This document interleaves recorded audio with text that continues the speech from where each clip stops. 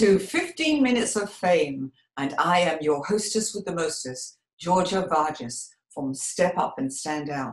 And we are ready to radiate the confidence in the Sassy Speakers Club. So welcome to Cristina Juesas, who is a communications consultant and a speaker coach. Wow. Welcome, welcome. Hi everybody. Hi, Georgia. And the great thing is Cristina is just up the road, 700 kilometers, 800 kilometers, I don't know, in Vitoria. Yeah. She's my neighbor. And we actually met on the Toastmaster journey, which was fantastic. And Cristina now has her DTM, so bravo, bravo, bravo. Yeah, thank you. How did that feel? How did that feel to get it? It was a long, I wouldn't say a long, but a tough way because the DTM doesn't only involve more than 50 speeches, but also taking some leadership roles and, some participation in other aspects of the Toastmasters paths that were a bit complicated at times, but it felt rewarding. It's like the perfect I don't know the expression in English, but la guinda del pastel, the sweetest of all, the icing on the cake. Yes, the icing on the cake. Yes, exactly. So along the way you had to do 50 speeches, so you're experienced as a speaker now. 50 speeches, but I've also completed my education in terms of public speaking, doing a specialization in the University of Washington. There were 4 tracks: the overview of the dynamics public speaking in general, then persuasive speaking, speaking to inform, and motivational speeches, which took me a while to complete as well. But the 4 tracks I ended them with honors because I really enjoy, when I discovered the public speaking realm, I knew this was the way for me. So have you got any speeches lined up? Have you got any work lined up for the next few months? Yeah. In fact, I have a participation in a midwives congress in Oviedo, planned for October. Then I have an Ignite talk also for October. And I will redo again my participation in the Week of Science, delivering a scientific, all that I can do, of course, in the science communication, a scientific speech in the Week of Science in November here in Vitoria. Quite a few gigs lined up. Yeah. That's great. So tell us, Cristina, when you get up on stage, do you learn your speeches beforehand in a particular way? Of course, it depends on the type of speech and mainly the length of the speech. Mm-hmm. If the speech is shorter than 15 minutes, I not only learn it by heart, but I also tend to internalize the speech. It's like the happy birthday song. You can sing along a happy birthday, and at the same time, you can fry an egg or sew a button, or you can do two things at the same time. And this is the way I internalize this type of speeches shorter than 15 minutes. If the speech is longer than that, I tend to memorize the outline and then rehearse, prepare, until I know how to link one anecdote to the next one, so everything at the end of it's like a group of gears working together to the end of the speech. I slice the talk in pieces, so every piece has a meaning for me and has a meaning on its own. And I work on the pieces piece by piece, and then I stick them together. So with the links, do you do word association or picture association? What works best for you? In my case, I do word association. Oh, right. Works for me better. I know there are people that work with images and it works for them. There's no single solution for one single problem, because of course there are people that are more audio, that have an audio memory. So in my case, something that works really well is I record the speech and I listen to it a lot of times. Mm-hmm. It's like I have a great memory for instance, for songs, song lyrics. I don't know, I must know 5,000.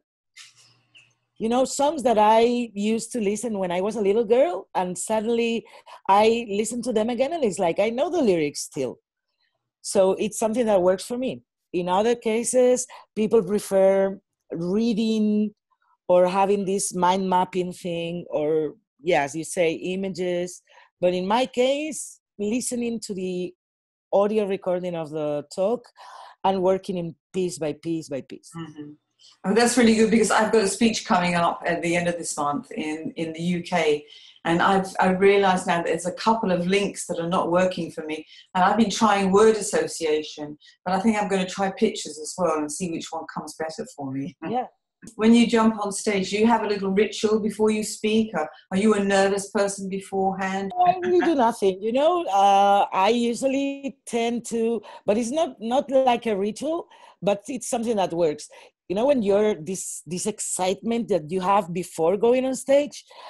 So I practice the empowering position with the two arms on my hips, on my waist.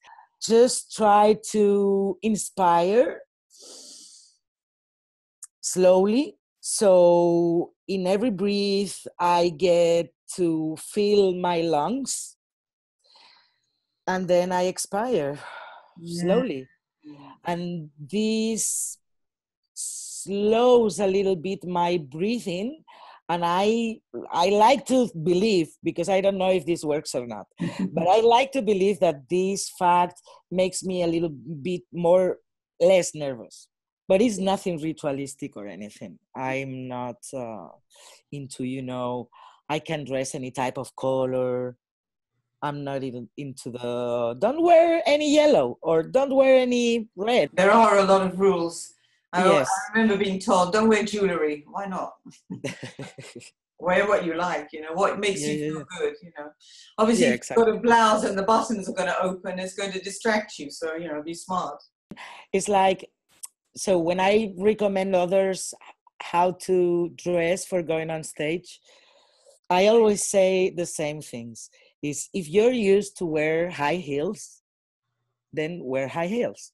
If you're never use high heels, there's no point on wearing high heels on stage just because you're going on stage. So in my case, I never wear heels of any kind. I don't know, the last time I wore high heels shoes, I must have 20 something. So there's no point. I'm not comfortable. I can't walk. I'm not myself. And the best thing when you go on stage is to really feel yourself. Mm-hmm. Do you think that there's a big difference in the way women and men are appreciated when they go on stage? Do you think that women have to have any extra ingredients to be able to get their message across? Yes, I believe. Yes, yes, I believe there's not the same rule for evaluating men and women. And as for many other things in life or moments in life, we need to be better than they are. Mm. And when I say better, I mean better word choosing. So you seem to be smarter or more instructed than men. Your appearance has to be better. and you have to dress using a different dress code. So, for instance, I've seen men in jeans and t-shirt on stage a lot. Well, if a woman goes on stage wearing jeans and t-shirt, nobody's gonna believe that she's an expert on a certain matter. You know, the truth is that if you listen to the message, most of the times women are better in terms of conveying what they want to share. But then, as for everything else in life, we need to appear to be different or better than they do. Yeah, there's this saying that you have to be twice as good to be seen as half as good. Exactly. Yeah. Yeah, it's a bit like that. So we're still banging on that glass ceiling, aren't we? Yeah. Exactly. Well, glass or concrete sometimes. Sometimes it feels like that. Yeah.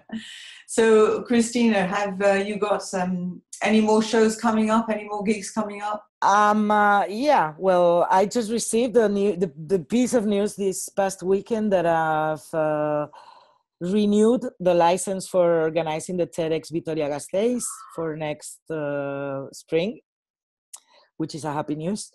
And the other, and this is, you are the first one knowing this, guys.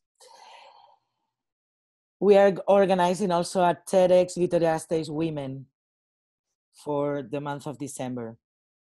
Fantastic. That is a great achievement. Bravo. Besides that, I organize the Ignite Vitoria-Gasteiz. We're planning to do another one for the month of October. And I'm always doing things, so there's always something going on here. Thank you, Cristina. So if people want to get in contact with you, how can they find you? Well, you have my website, www.cristinajuesas.es. If you want to see the page in Spanish, it's enough. If you want to see the page in English, -en for the English language. And you can find me online, my YouTube channel, Instagram, Facebook, LinkedIn, any social network I'm in. And also on my email, hola, cristinajuesas.es. Perfect.